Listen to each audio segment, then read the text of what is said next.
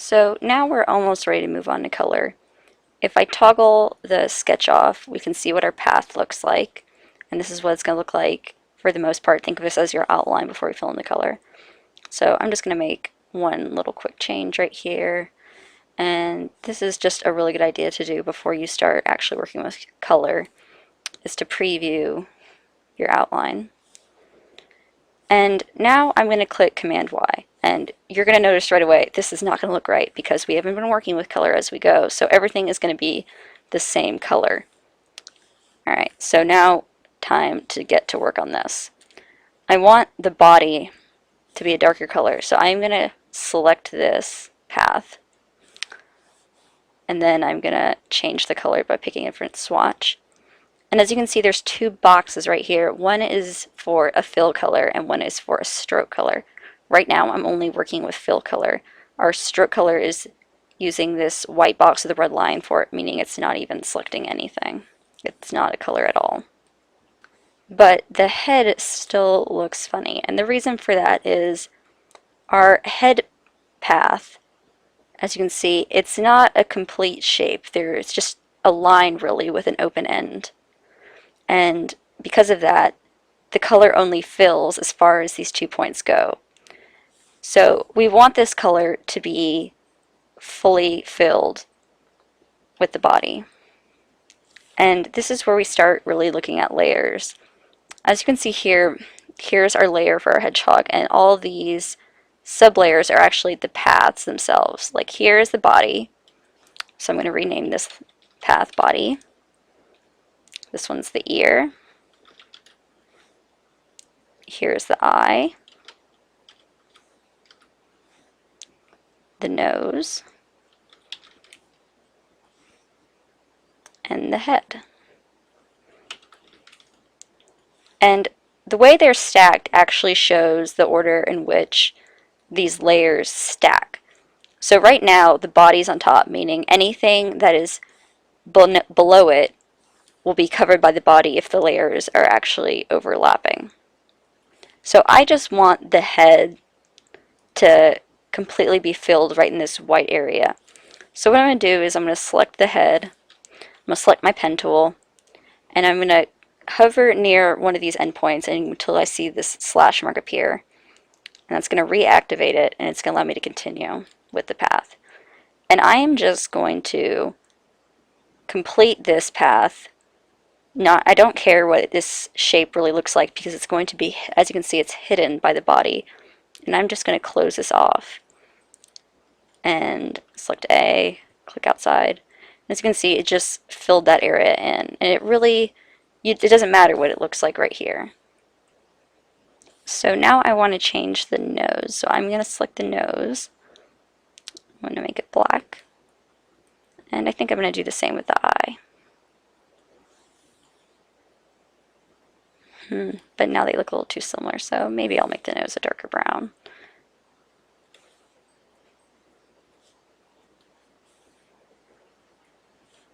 That looks better. But now the ear blends in, so we need to do something about that. And I don't want to make the ear a completely different color, because if I do that, obviously that looks a little strange. I just want there to be a line like when I did my sketch. So the way I can do that is to use the stroke color. So right now I'm going to turn off my fill color by clicking here to select a fill of none. And then I'm going to click this box, the stroke, to bring it to the front. And let's say I want to do a darker stroke. And you can't really see it right now because the path's covering it up. But I'll deselect it. And as you can see, it left a little line. You can change the appearance of this line by selecting it again and using your stroke menu to either change the weight of the stroke. You can change its appearance. It's by using profiles. So now it has a tapered end. So I'm just going to toggle off my sketch again to see what this image is going to look like when it's finished. I'm going to deselect all the paths and zoom back out. And this is a good indication of what your finished image is going to look like. And this is often where you're going to see things you want to change, mistakes, or just other little things that might bother you. Like for me right here, I don't like this area where there's this awkward straight edge within the head. So I think I'm going to change that. And I want this anchor point to be on this line. And a good way to do that is to switch back to outline mode so I can see just the paths. I'm going to use the direct selection tool. I'm going to drag this until the anchor point is on this path. I'm going to turn outline mode off and zoom out, and I think that looks better than before. I might make the nose a little bigger by using the selection tool V. Can make it larger. I might rotate it a little bit and by hovering near one of these corners until I see this rounded arrow shape. I'm just going to twist it by clicking and dragging. And I think lastly I'm going to change the color of this ear. I just want it to be slightly darker than the actual head color.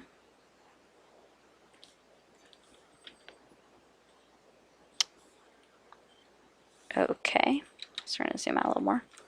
And this is our image. And now I'm considering what if I wanted my character to have an outline all around it.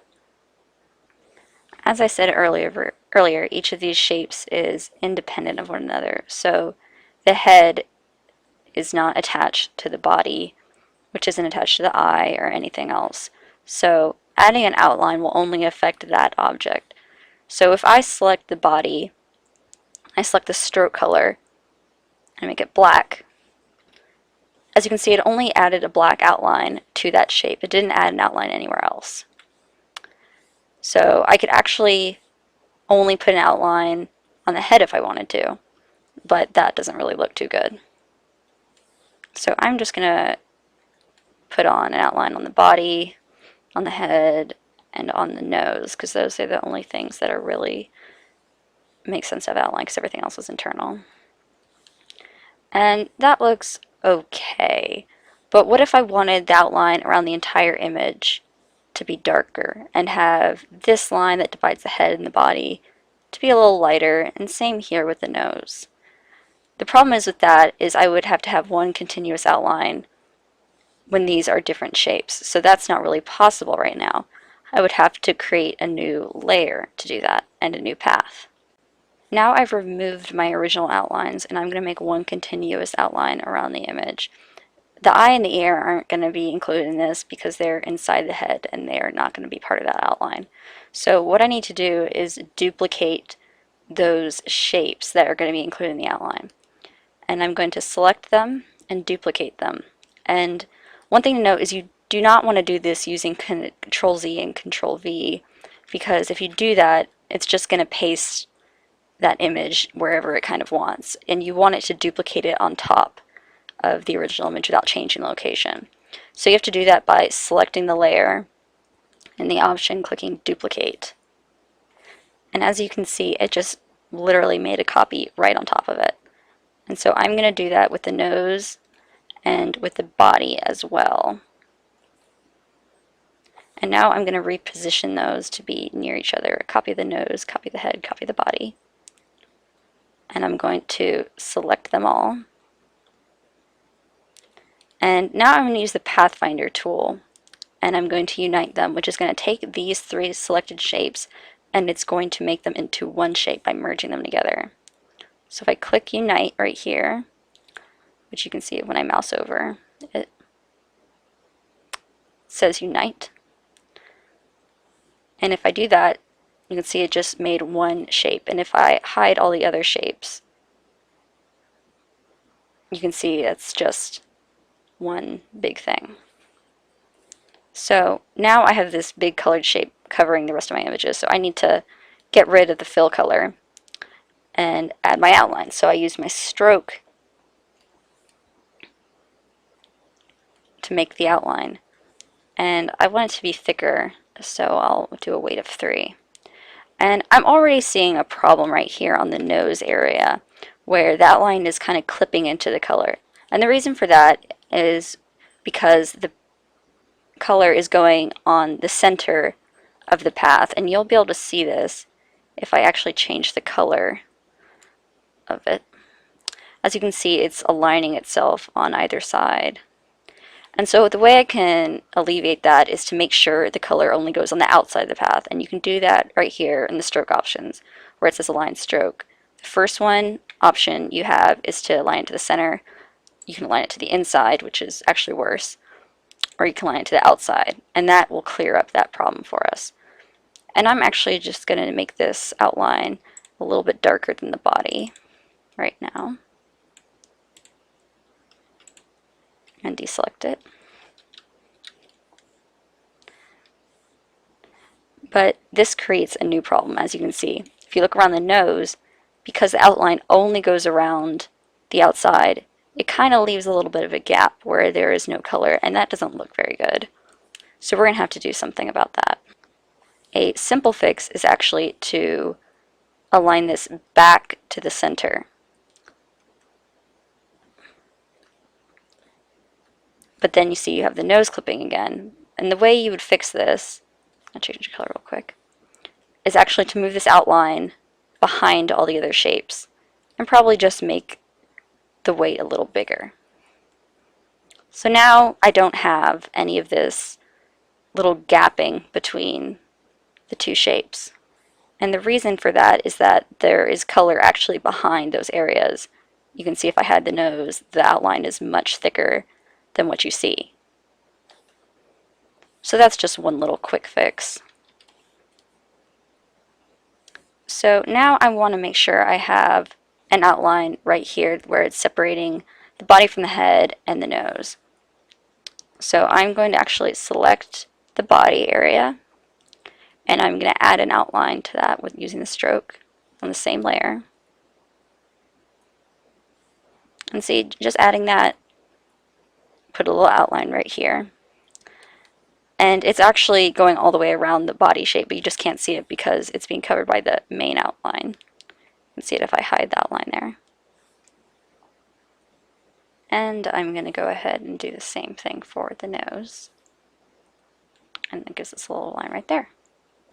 And there we have our finished hedgehog.